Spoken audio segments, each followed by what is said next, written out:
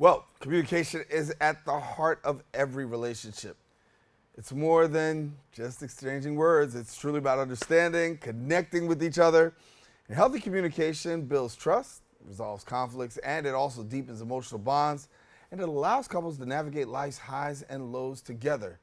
Here now to tell us more is author, relationship expert, Shauntay L. Dunbar, and she is back. How are you? I'm good. How are you? I'm doing good. Listen, I'm going to tell you this before we get started. I was in the airport not too long ago, and somebody was talking to us about the segment that we did. Oh. So just know that people know. And they were saying, I know that lady diving in stilettos. Oh, my God. Well, that's good to know. So that's good to know. So Yeah. keep up the great work. Thank you. So listen, we always have this conversation. You got to communicate. Okay, we got to communicate. All right, so let's go ahead and communicate. Okay.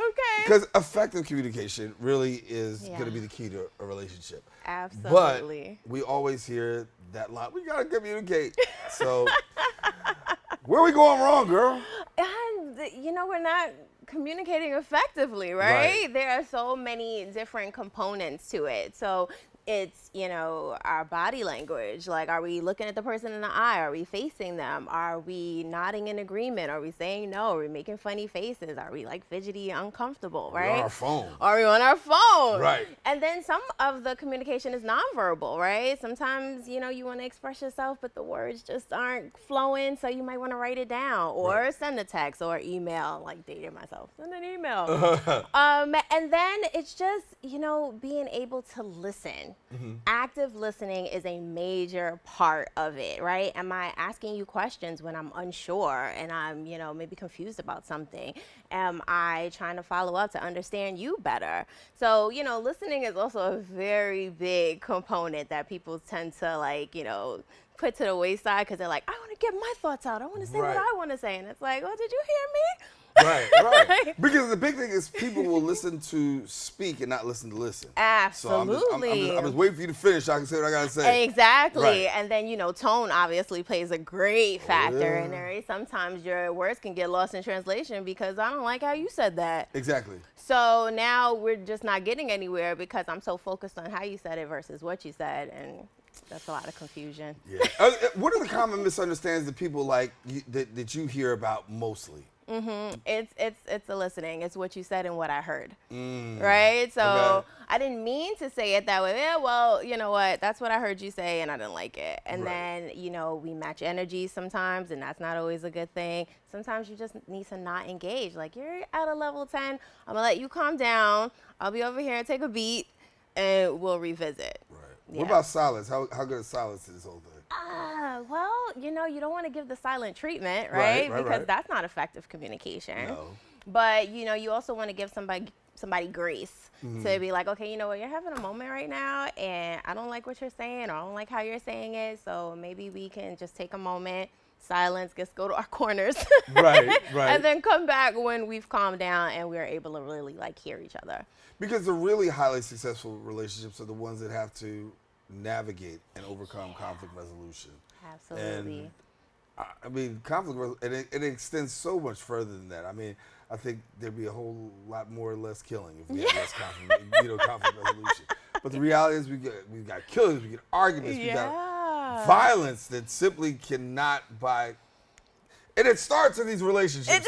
So what are we doing here now? How do we get out of this place of conflict resolution? Well, the big thing and the big term that's going around right now is emotional intelligence, right? God, so when we talk about emotional intelligence, what does it mean really? And it's more so about self-awareness, right? Like, why am I triggered by this? What's bothering me?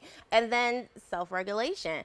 How am I fixing it when I feel this way? Am I projecting on someone else or am I really sitting back and be like, okay, you know what? This happened to me before. It's not you. Give me a minute, right? And then there's also motivating people. It's having empathy, giving people grace. I don't know what happened to you the night before. Maybe your energy is a little off. I'm going to give you some time to regulate yourself. And then there's also social skills. Can I read a room? Right? Do I know the tone? What's going on in the conversation? So, emotional intelligence, yes, is big and everyone's like, oh, you need to be emotionally intelligent. But it's like, so do you. Right. I feel like now it's I've studied it for a while, right? But I feel like people are just now getting up on it. Yeah. So they feel like they want to make you feel like, well, you got the. I'm like, but you need to have this emotional intelligence a long time ago. Yes.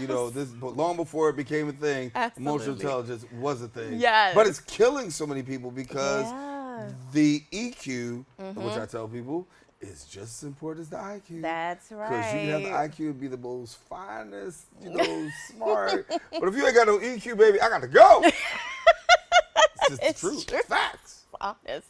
And if more people were honest that way, it would be less violence in the world. We do this all the Every time. Every time.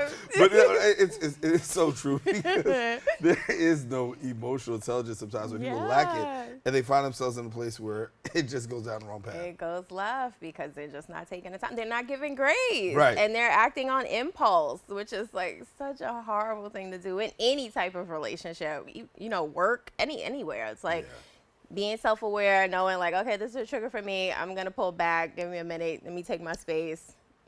It's very helpful. Yeah. Very, very. Talk to me about the love languages. We've talked about this before, right? But there's so many out there, and people have to pay attention to them. And if you don't pay attention to them, they can be harmful to your health. Yeah.